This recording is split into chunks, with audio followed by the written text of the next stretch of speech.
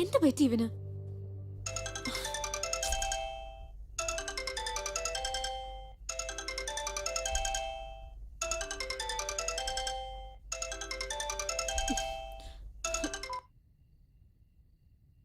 Hello. Hi സന്ധ്യ. ആരാ? ഞാനാ നേഹ. ഓർമ്മയില്ലേ നിനക്ക്? അരുണിന്റെ കൊളീഗ്.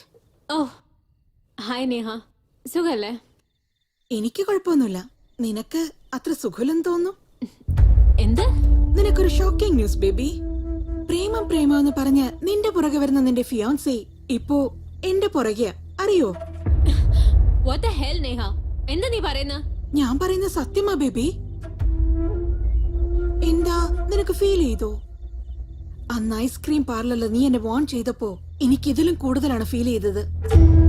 അന്ന് നീ പറഞ്ഞ കാര്യങ്ങളിൽ എത്രത്തോളം സത്യമുണ്ടോ, ഇന്ന് ഞാൻ പറയുന്ന ഈ കാര്യത്തിലും അത്ര തന്നെ സത്യമുണ്ട്. എന്താ നിനക്കത് വിശ്വസിക്കാനാവുന്നില്ലേ? നോ.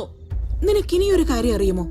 ഇന്ന് ഫുള്ളായി അരുൺ എന്റെ കൂടെയാണ് സ്പെൻഡ് ചെയ്തത്. ഞങ്ങൾ എത്ര എൻജോയ് ചെയ്തെന്ന് അറിയാമോ? Shut up Neha. നീ എന്ത് പറഞ്ഞാലും വിശ്വസിക്കാൻ എനിക്ക് ഭ്രാന്തുണ്ടോ നേഹേ? ശരി, ഞാൻ പറഞ്ഞാ വിശ്വസിക്കണ്ട, അരുൺ പറഞ്ഞാ വിശ്വസിക്കില്ലേ? ഇനി അങ്ങനൊന്നുമില്ല.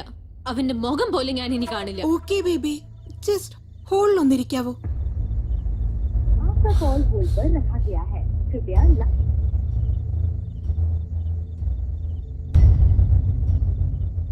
സന്ധ്യ, അയ്യോ സന്ധ്യക്ക് കോളിയാണ്, ഞാനത് മറന്നുപോയല്ലോ. നേഹ കോളിങ്ങോ? എന്താ എന്റെ ഫോൺ സൈലന്റിലുള്ളേ? ആ നേഹ.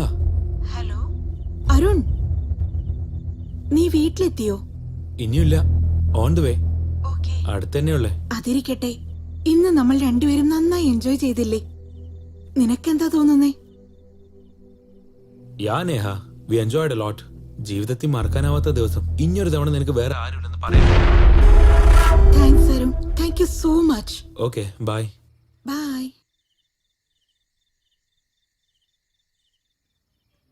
U cheater. നീ എങ്ങനെ ചീറ്റ് ചെയ്യുമെന്ന് ഞാൻ ഒരിക്കലും വിചാരിച്ചില്ല. ഇനി എന്റെ ജീവിതത്തിൽ വന്നു പോയേക്കരുത്. I hate you, I hate you, I hate you. Goodbye. ഓർമ്മകൾ നോവുകളാകും ഈ വേളയിൽ ഇണപിരിയ.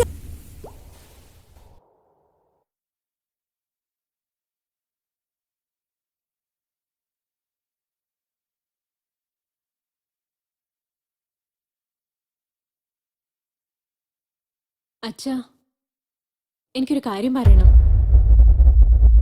അരുണെ കല്യാണം കഴിക്കാൻ എനിക്കിഷ്ടമല്ല. എന്താണ് ഇഷ്ടമില്ലാത്ത?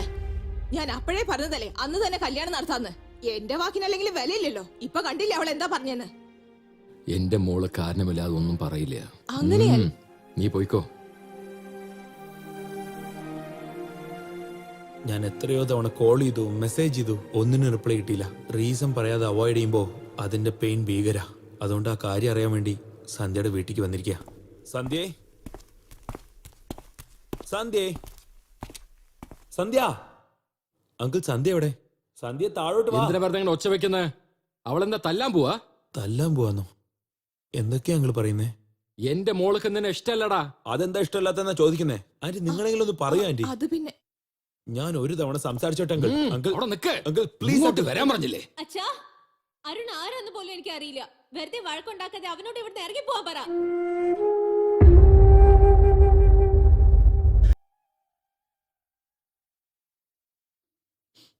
കരയായിരുന്നോ? ഇല്ല. കുട്ടികളാവുമ്പോൾ ആഗ്രഹങ്ങൾ സാധിച്ചെടുക്കാൻ കരച്ചിലിന്റെ വഴിയാണ് അവർ സ്വീകരിക്കാറ്. എന്നാൽ മുതിർന്നവരാണെങ്കിലോ, നമുക്ക് ഇഷ്ടപ്പെടാത്തത് മറക്കാൻ വേണ്ടി ഇങ്ങനെ ആരും കാണാതെ ഒരിടത്ത് വന്ന് കരഞ്ഞുകൊണ്ടിരിക്കും. ജീവിതം എന്ന് പറഞ്ഞാൽ അങ്ങനെയാ. അമ്മേ,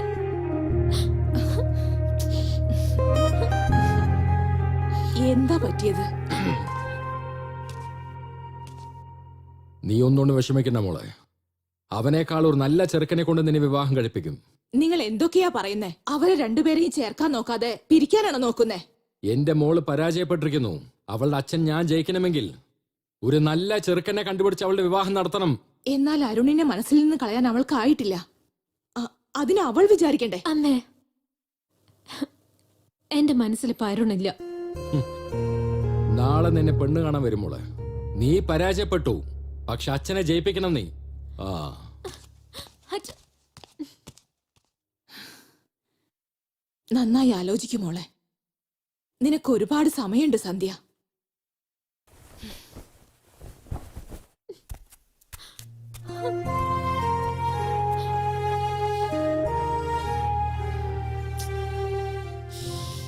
രണ്ടുപേരും തമ്മിൽ ഒരുമിച്ചിരിക്കണമെങ്കിൽ എന്തെങ്കിലും ഒരു വിഷയത്തിൽ ഡിപ്പെൻഡ് ചെയ്യണോ അല്ലേ? അതാണ് അണ്ടർസ്റ്റാൻഡിങ്. അങ്ങനെ അല്ലെങ്കിൽ ആരുടെ ജീവിതമായാലും സെക്കൻഡ് കൊണ്ട് കൊളാപ്സ് ആവും. എന്റെ ജീവിതത്തിലും നല്ലപോലെ അണ്ടർസ്റ്റാൻഡിംഗ് ഒക്കെ ഉണ്ട്. പക്ഷേ അത് എനിക്കും അരുണും തമ്മിലില്ല. അരുണും നേഹം തമ്മിലാ.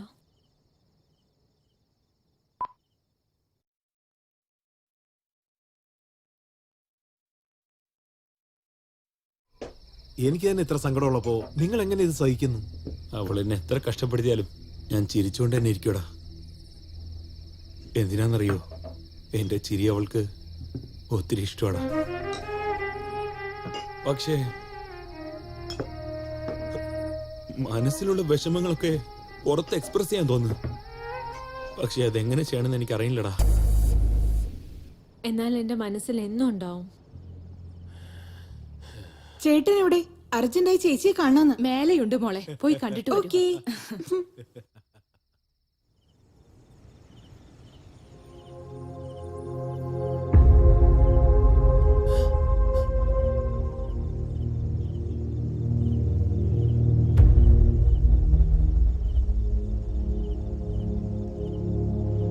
ആരാന്ന് പറയേ, കാണട്ടെ. ആരാ?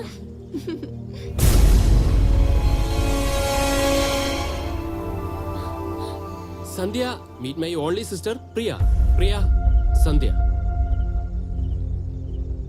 പ്രിയ? Yeah, my only sister Priya.